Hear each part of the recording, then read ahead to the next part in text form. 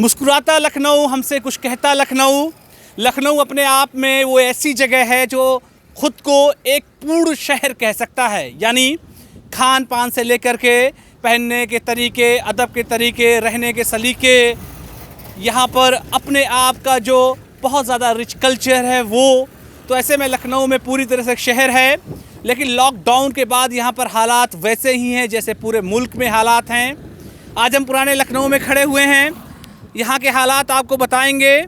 पुराने लखनऊ का ये रूमी दरवाज़े का इलाका है। रूमी दरवाज़ा का इलाका वही है जो न सिर्फ हम तमाम लोगों को रोम, पेरिस, लंदन, इस्तांबुल जैसी इमारतों का याद दिलाता है, बल्कि ये रूमी दरवाज़े का नाम लेते ही हमको लखनऊ की पूरी तरह से याद आ जाती है। और लखनऊ का एक हिसाब से आप कहें कि ये पहचान है रूमी दरवाज़ा, अवध का प्रवेश द्वार है, तो ये कहना गलत नहीं होगा। सिंबॉलिक तौर से कहीं भी जब हम जो है रूमी दरवाज़े का नाम लेते हैं या वो शब्द आता है तो रूमी दरवाज़े का ही फ़ोटो हर जगह दिखाया जाता है। फ़िलहाल लॉकडाउन में जिस तरह का सन्नाटापन पसरा हुआ इन तमाम इलाकों में, ये बात की गवाही दे रहे हैं कि इन पूरे इलाकों में किसी का भी आना जाना नहीं है। हालांकि जब इतिहास की बात होती है रूमी गेट के, तो इस बात का जिक्र आता है कि जब लखनऊ में अकाल पड़ा था तब 1784 ईस्वी में यहाँ के तत्कालीन जो अवध के नवाब थे आसिफउद्दौला, उन्होंने इस गेट का निर्माण कराया था। इससे जुड़ी हुई और भी संरचनाएं आसपास हैं। इस पूरी संरचना पर मुग़ल और राजपूत वास्तुकला पूरी तरह से दिखती है। और फ़िलहाल हमारा इस जगह पर आने का मकसद यही है कि इस ऐतिहासिक भवन ने न जाने कौन कौन से दौर देखे हैं। आज इस भवन को दौर भी देखना पड़ रहा है जिसको हम तमाम लोग लॉकडाउन कह रहे हैं।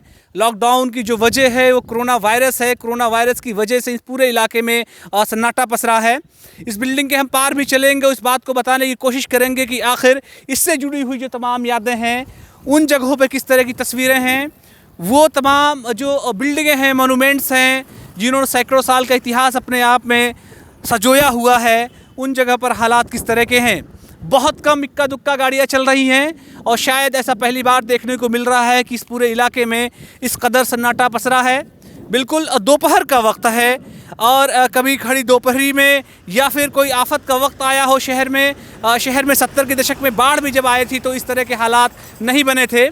फ़िलहाल जो रूमी दरवाज़ा है, इस रूमी ऐतिहासिक दरवाज़े के बुलंदी अगर आप देखेंगे तो टेक्निकल तौर से पूरा दरवाज़ा 60 फीट की ऊंचाई पर है। यानी कि जो पूरी उसकी ऊंचाई है वो 60 फीट ऊंची है। इसको भी उसी दौर में बनवाया था आसिफउद्दौला ने, और 1783 और 84 के बीच में। और फ़िलहाल इस दरवाज़े से होते हुए हम बढ़ रहे हैं जो भूल भुलैया का इलाका है, बड़ा इमामबाड़ा है, उसकी तरफ जा रहे हैं। हम वहाँ तक जाएंगे और इस बात को दिखाएंगे जो पूरा इलाका कभी बहुत गुलजार हुआ करता था। गुलजार यूँ कहें तो यहाँ भारी तादाद में हज़ारों की संख्या में जो लोग रोज़गार से जुड़े हुए थे, जो लोग ठेला यहाँ लगाते थे, घोड़ा गाड़ी हम यहाँ देख पाते थे, गाइडों की भारी तादाद यहाँ पर रहती थी, स्ट्रीट पर फूड बेचने वालों की भारी तादाद रहती थी।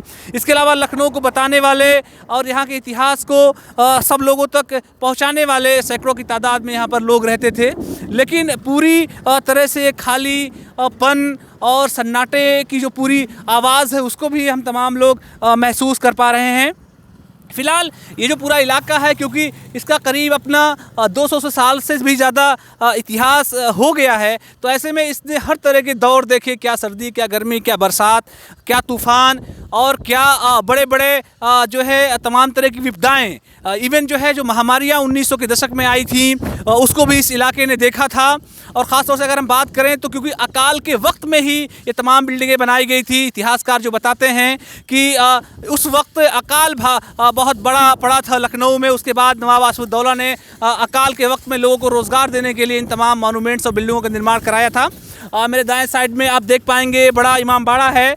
ये भी जो है मुस्कुराते हुए लखनऊ की एक पहचान है। 1783-84 में इसे बनाया गया था। इसे आसिफ इमामबाड़ा भी लोग कहते हैं। इसकी बनावट मुग़ल और राजपूत वास्तुकला पर निर्भर है।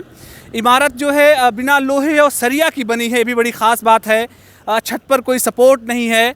इससे जुड़ा हुआ जो इलाका है वो जो है बाहरी जो दरो दीवार आप देख पा रहे हैं, ये भूल भुलैया का जो कैंपस है उसके बाहर का पूरा इलाका है। हम भूल भुलैया तक भी चलेंगे और इस मुस्कुराते हुए शहर में जिस तरह से जो है लॉकडाउन का जो पीरियड है उसके हालात किस तरह के हैं उसको भी हम आपको बताएंगे। ये अदब का शहर, खान पान का शहर, फूड स्टॉल, तहज़ीब, इमारतों और कल्चर का जो पूरा शहर है, किस तरह से यहाँ पर सन्नाटा पसरा हुआ है। आप तमाम लोगों से भी यही अपील है कि घरों में रहें और सरकार की तरफ से जो तमाम कवायद की जा रही हैं, जो बातें कही जा रही हैं उस पर अमल करना बेहद ज़रूरी है। सिर्फ अमल करना नहीं बल्कि सख्ती से उन तमाम चीज़ों पर अमल करना।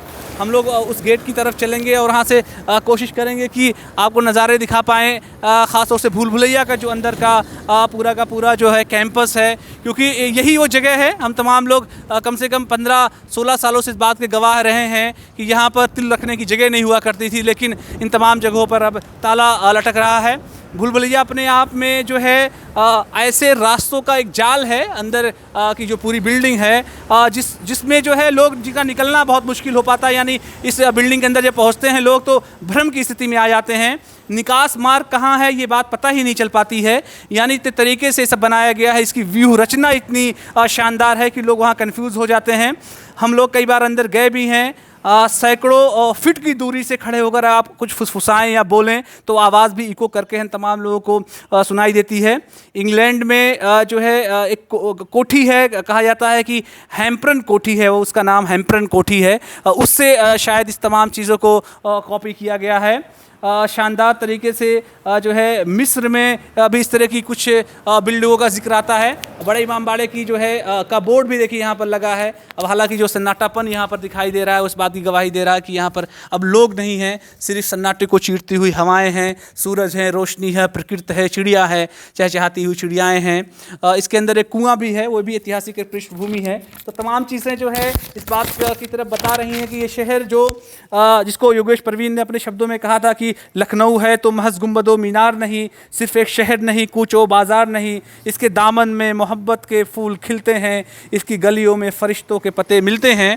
तो ऐसे में फ़रिश्तों के पते ही यहाँ पर अब सिर्फ दिखाई दे रहे हैं। जो सन्नाटापन है पूरी तरह से ऐसा ही कुछ कह रहा है। इसके अलावा एक नौजवान लखनऊ के शायर हैं पंकज परसून, उन्होंने भी इस पूरे इलाके को लेकर के कुछ लाइनें कही हैं कि ख्वाब सा एक शहर, इश्क की एक नज़र, वक्त के नब्ज़ पे है क्रांति की एक लहर, तुझको तहज़ीब व तमद्दुन का नया नाम कहूँ, तुझको आदाब कहूँ, तुझको सलाम करूँ, पाँव में घुघरू की झंकार, फ़िज़ाओं में सतरंग खुमार, दिल की गलियों में गुलजार, ये चंचल शोक और मस्त बहार, अवध की जान नवाबी शान, नज़ाकत है जिसकी पहचान, वेद श्लोक सुरों के साथ जुगलबंदी नित करे अजान, गंगा जमनी तेरी तहज़ीब का पैगाम कहूँ, तुझको आदाब करूँ और तुझको सलाम करूँ।